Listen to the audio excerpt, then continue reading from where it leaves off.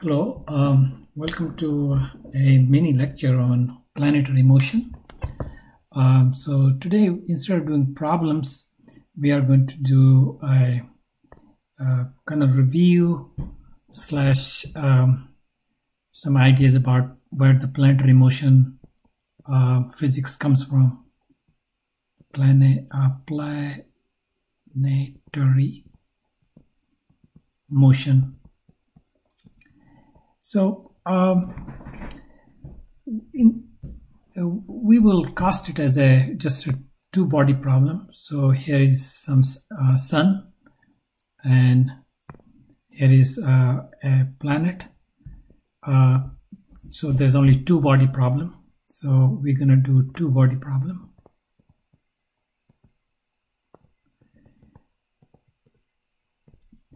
And between them is a gravitational force. So we need some way to write that force. We are going to write this as M2 and call this guy M1, and we'll see M1 will be close to what we need, and equations will tell us that. So let's see if I have a coordinate system like this, and this is R2 and this is R1. Maybe it's much easier to write equation with a dot. Dot on a symbol will mean ddt. So like R1 vector double dot, a dot will be derivative. So dr1 dt, and R1 double dot will mean d square r1 dt square. So using this notation, this is the Newton's derivative notation, we'll simplify writing, okay? So what are the laws here? So there's a motion for this guy and there's a motion for that guy. So you'll have two set of laws, right? So you'll have M1 R1 double dot equals to the force on it. So to write the force, we're gonna do a little bit like this. From here to here, that direction we'll call it r hat. Okay, and so you can see it's going to be the direction will be in the minus r hat direction, and the amount of force will be g. This is the Newton's constant, m1 m2 over the distance. Let's call this guy distance is r. This distance between them, r square. What's r? R is r1 minus r. So this vector will be, if you look at this vector, this is this plus this equal to that. So this is r1 minus r2, and that we can denote as r vector. From that number 2 to number 1, number 2 is the sun for us. Okay, so this is r, which is the same as r1 minus r2 magnitude. Okay, so this is for just one, the same kind of equation but the flipped direction. So this is for M2 is R2 double dot. Direction is towards M1. This is the force on sun. G M1 same amount, r square. Okay, these are equations of motions, and in the present form you can see that if you want to solve r1, and there's r2 in here, and so to solve r2 there's r1 there. So these are coupled equations. It's kind of hard to solve this way. It turns out some little bit of math can help us separate this. So first trick we do is, and this is only possible because we're only dealing with two-body system. Okay, if you put a moon here, then the problem is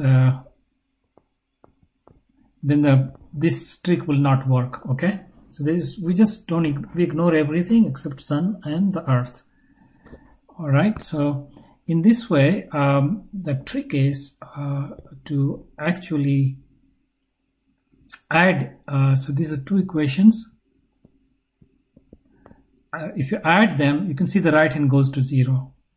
So that's you get m1 r1 double dot plus m2 not vector r2 double dot equal to 0. And you can recognize this is the center of mass acceleration. So this, if you divide this whole thing by m1 plus m2, so this whole thing has center of mass. So this means RCM acceleration is 0, which means actually RCM is because of this force, center of mass is actually constant velocity, which means I can attach a reference frame to center of mass and I'll still be inertial frame, right? So you can see RCM will be some constant velocity t plus at some RCM at t0. So this is only moving at a constant velocity. And so you can actually go into the center of mass frame, and that's what most will do. So this is one trick. So so this looks like I solved part of the problem, right? And the other part to solve this two equation is to think of, instead of dealing with R1 and R2, and because this combination comes in this form, I will just define this and see if what the equation of motion of this vector is. So if you do R double dot and you have a R1 double dot minus R2 double dot, and from here you put these guys in there and you carry through, you carry out the calculation, and I'm just going to write the final answer. So this turns out to be 1 over mu, and this whole thing over here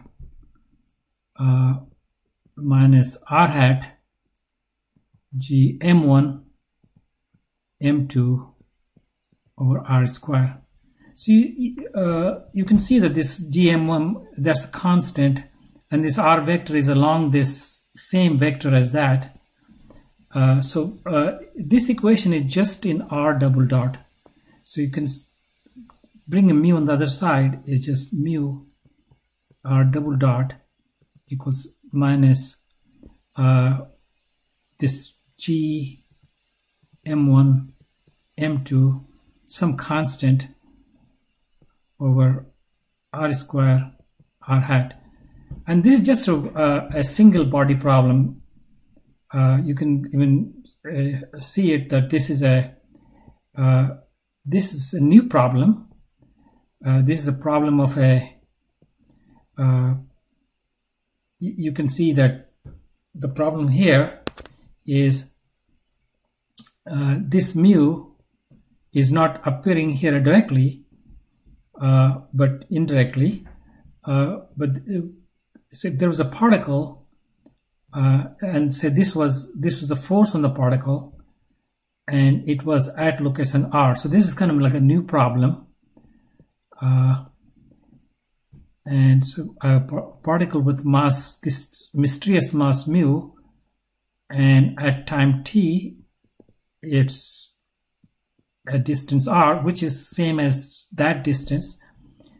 So this becomes a problem with a force on the right side, and the force on this is on that direction because of minus r hat, which is the force equal to that applied on m1.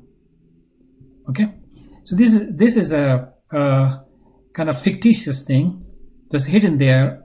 So instead of solving a two-body problem, we end up solving just one particle problem. What is this mu? Mu is the reduced mass, and mu is equal to m1 m2 over m1 plus m2, or you can say 1 over mu equals 1 over m1 plus 1 over m2.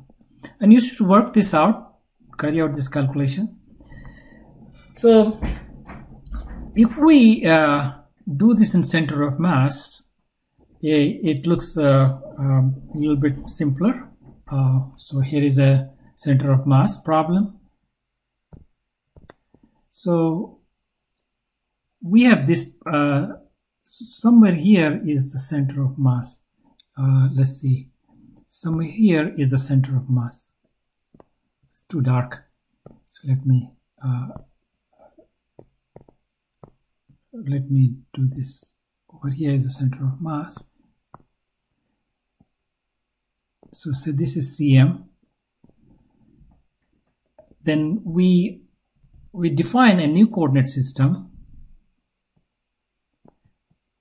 New coordinate system attached to the center of mass. And center of mass, so this is a Cm, so a Cm frame.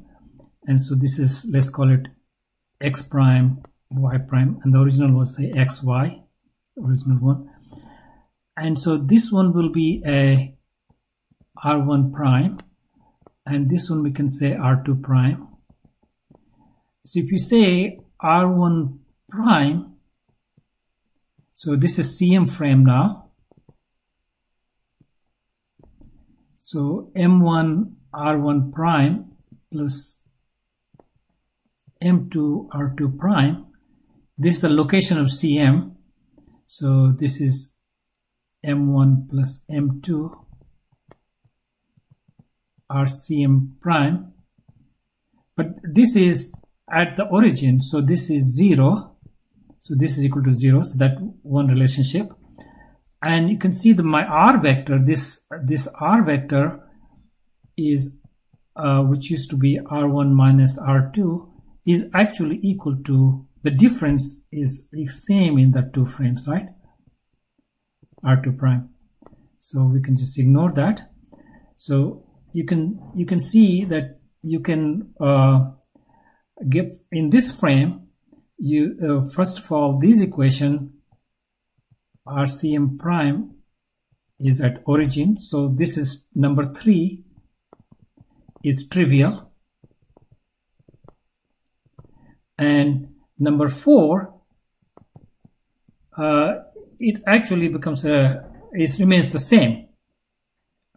Mu r remains the same, double dot equals to minus g m1 m2 over r square r hat. It remains the same, but we can actually, because this is 0, we can think of this as so here's a original problem. This is m2 and m1, and I have a Cm.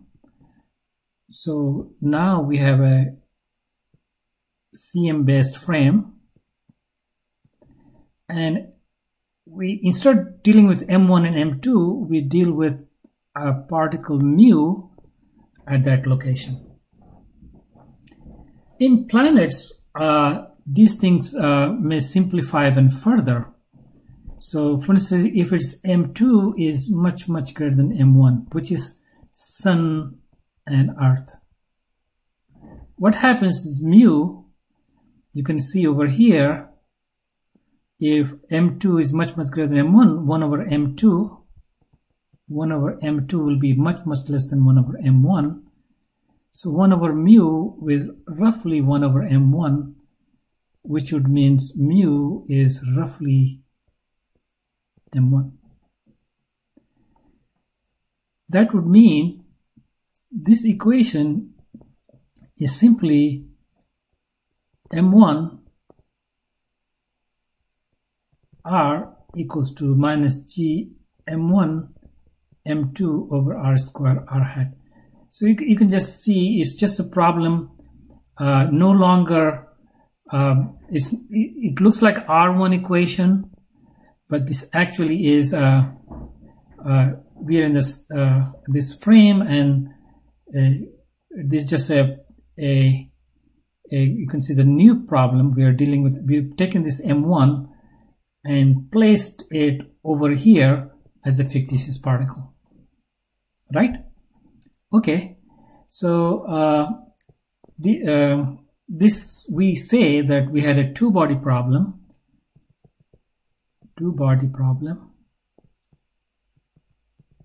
that we had in 1 and 2 reduced to one-body problem 4 prime, which further reduces if I have this case, which can further simplify.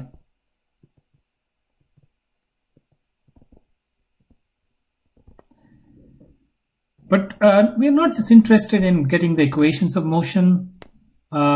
We are interested in actually how the orbit looks. You know, how do we know they are the elliptic orbits or hyperbolic orbits or some other shape orbit or circular orbit, you know?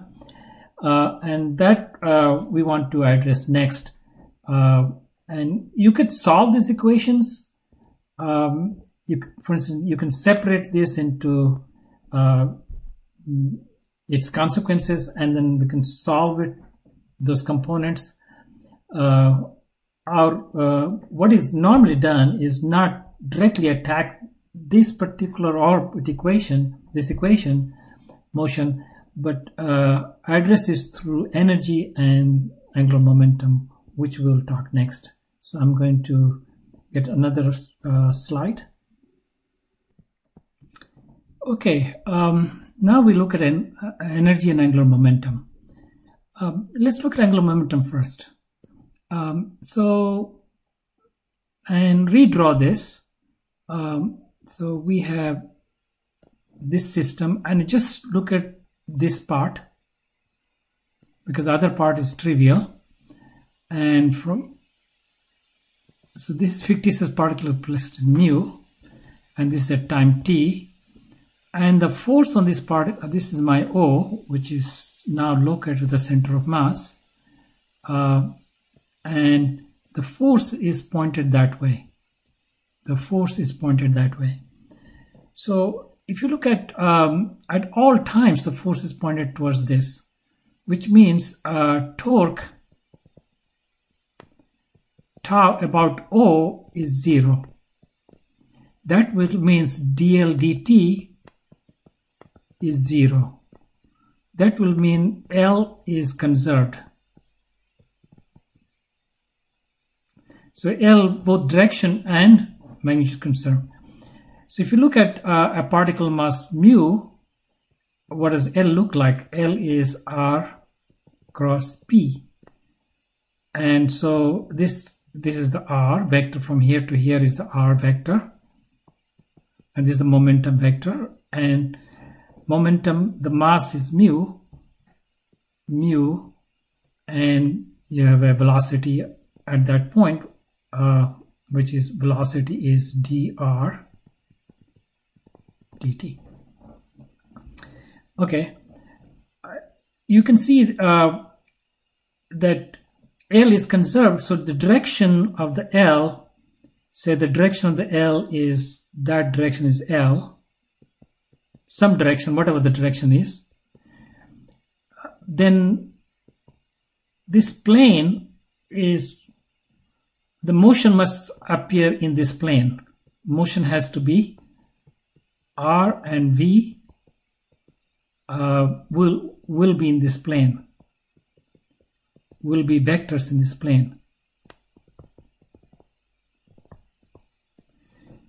So if this is R and this is V, so it's going to be in this plane because of this cross product, right? If you do a cross product, you're going to see that's the case. So first thing we learn is if you're going to have this situation, then and mu is actually m1 is going to be in a plane. So planet, sun in one plane motion. So that's why planetary motion are all in one plane. Now, when we have a solar system, we have more than one planet, and there are some other complicating factors. However, if you just have one sun and one planet and nothing else around, then the thing motion will be in one plane. This is very important. And if you work it out, this L magnitude wise will be just mu r and mu rv. Okay, mu rv, and because r and v will be 90 degrees, so we are going to do a little bit more of this. For instance, we can do polar coordinate in this plane. So in this plane of the motion, in which the motion will take place, say use polar coordinate. So polar coordinate on here,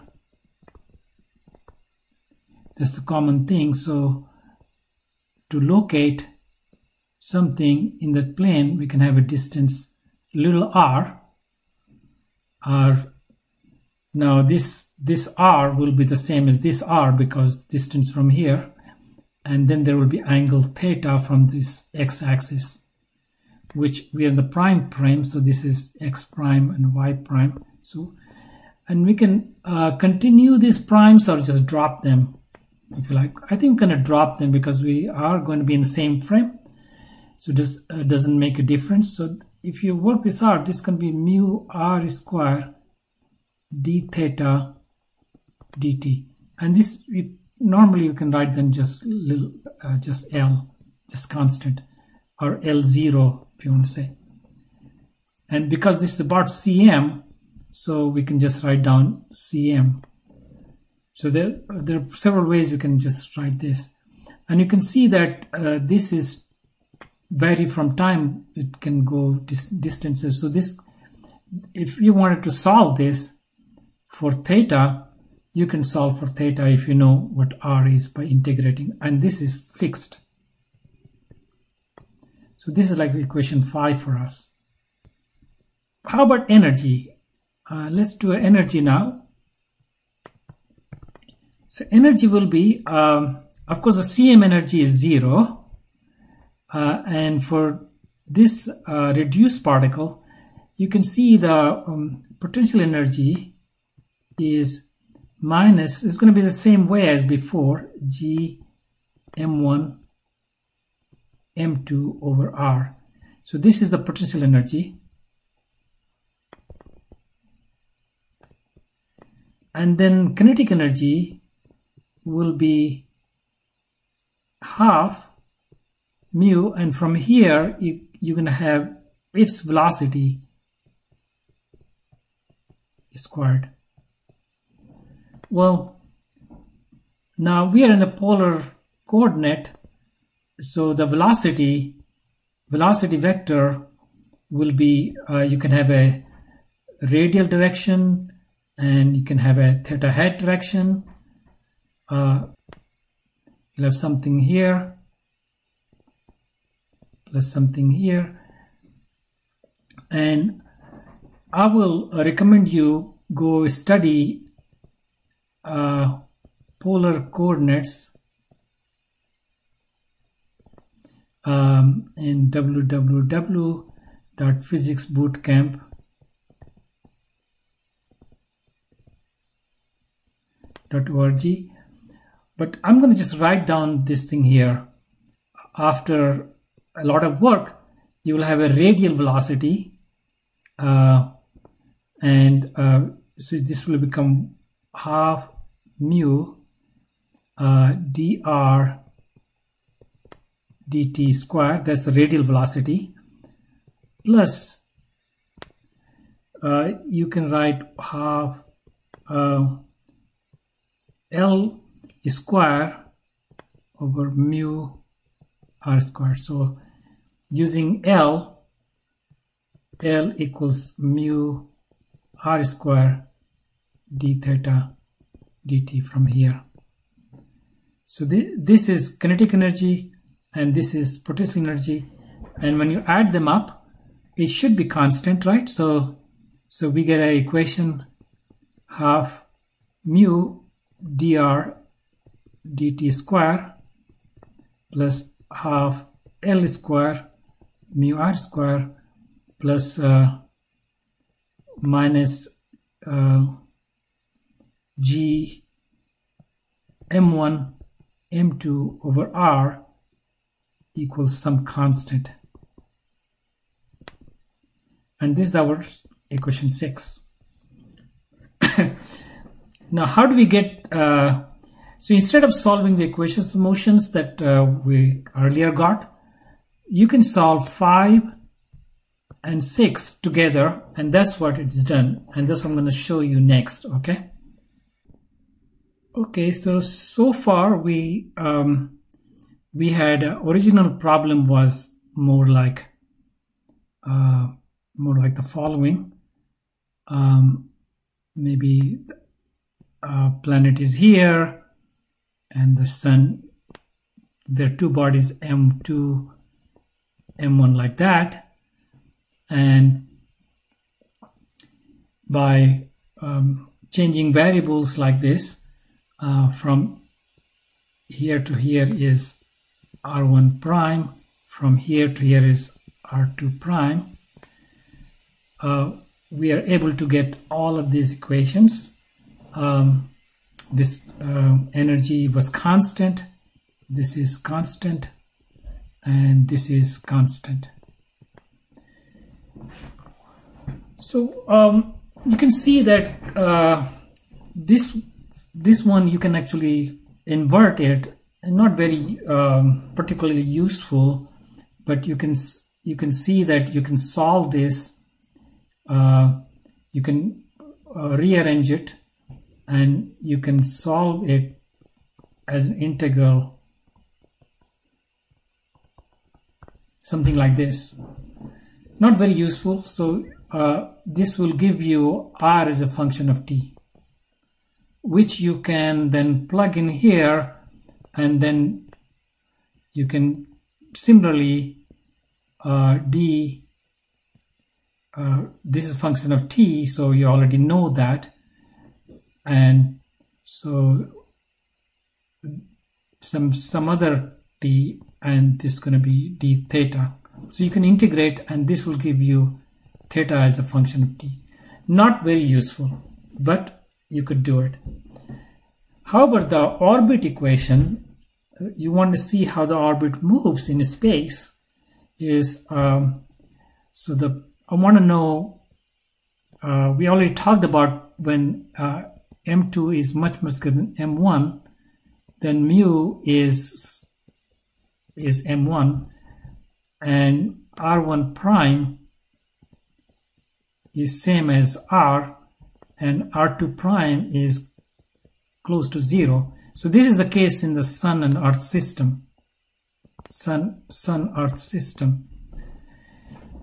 So if we solve for here, so just solving for R actually gives us the planet motion for us, and we can see that that would mean that in the plane that we're talking about, and we have a polar coordinate, and if this is where the sun is, then we want to maybe Earth is over there, and then we want to, this is the x-axis and this is the y-axis, and so we would know this is r and this is theta. So if I know r is a function of theta, that tells me the orbit. Okay, so there's a couple of ways to really attack that problem. All right, is to, you can see here and here. So from here we can get dr over dt equal to, let's get some function f1 r on the other side, put everything on the other side, and this guy we can write d theta dt, and I can see that r will go on the other side, right? So it's some f2 of r, and from here to here you can see, you can take a derivative and put on top each other. So you can say dr dt d theta dt, or you can say d theta dt dr dt, which is same as d theta dt. Rather than do this, we do this, and then you can get f2 dr, and you can see this whole thing becomes f2 over f1, and this is all function of r. And this I can then integrate. This is difficult work, but this was done by Isaac Newton. And if I can do this, this will give me r as a function of theta. So when we do it, what do we get? Okay, so that's what I'm going to share next. Okay, so if you integrate the previous equation we talked about, integrate dr.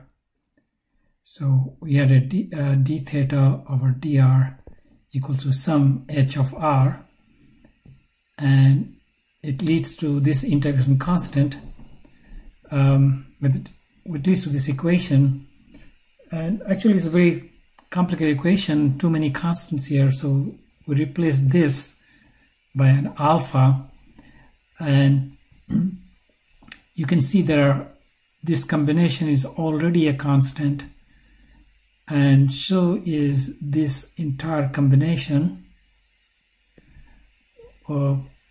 Let's call this, this has a same unit as r, we just call it r0 here, and this is an unitless quantity, let's call it unitless or dimensionless, and this is dimension of r, distance. Okay, so if we pick a particular value for theta 0, so that corresponds to a particular r. So if theta 0 is picked as pi over 2, so we'll be pointing our original coordinate system in a particular direction.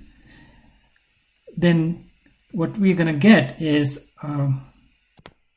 so the usual convention is to pick this as minus, so that you can say sine theta plus pi over 2 is going to be sine theta cosine pi over 2 plus cosine theta sine pi over 2, and so this is going to go to 0, and this will just become cosine theta.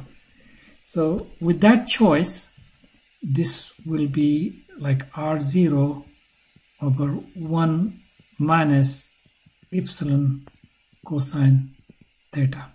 So it's just choice of integration constant leads to this. And depending on epsilon, it's going to be have different shapes. So for instance,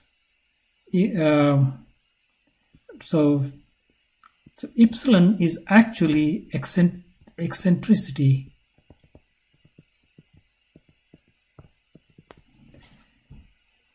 And so if you remember your calculus, this will be conic sections, equations of conic sections. So let's see some of the possible values. So I wrote that down here earlier, worked out. So when epsilon is equal to say 1, then you have r equals to r0 over 1 minus cosine theta. This is just hyperbola. I'm sorry, parabola. This is parabola. And when you say this epsilon equals to 1 means energy is 0. You can see from here, if energy is 0, this corresponds to energy equal to 0, right? Well, because epsilon is denoting 1 square root of 1 plus 2e L square over mu alpha square.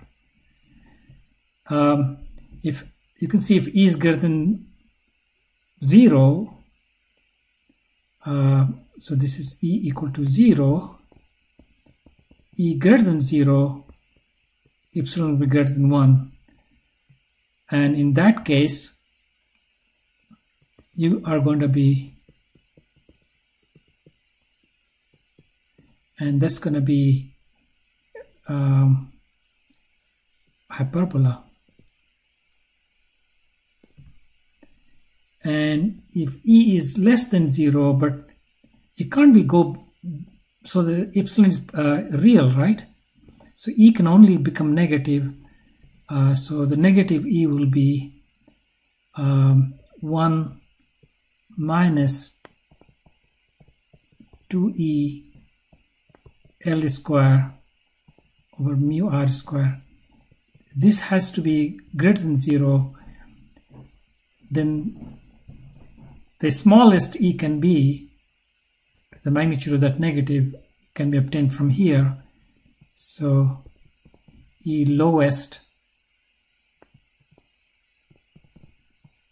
negative is equal to mu r square, mu square over 2L square.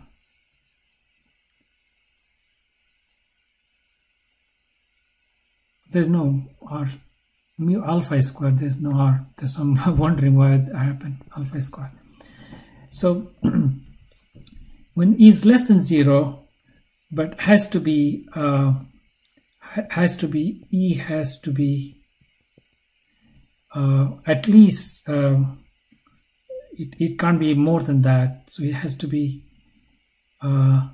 less than mu alpha square over 2L square.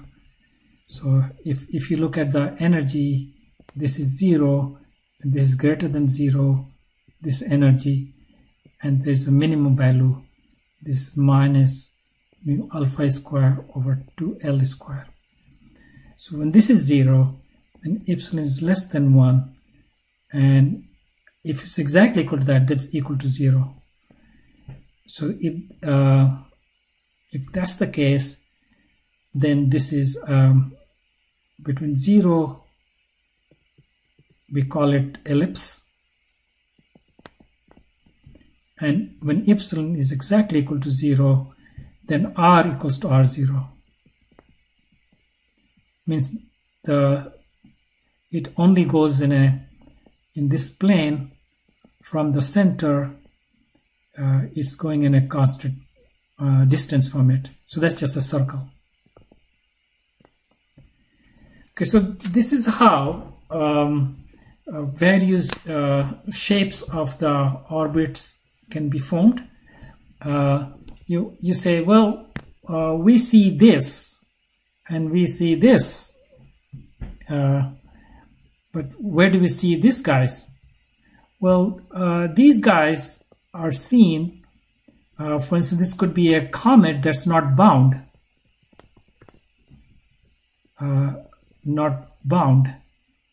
And this one is a comet barely bound,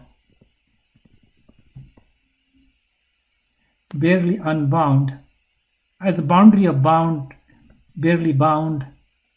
So this is at the boundary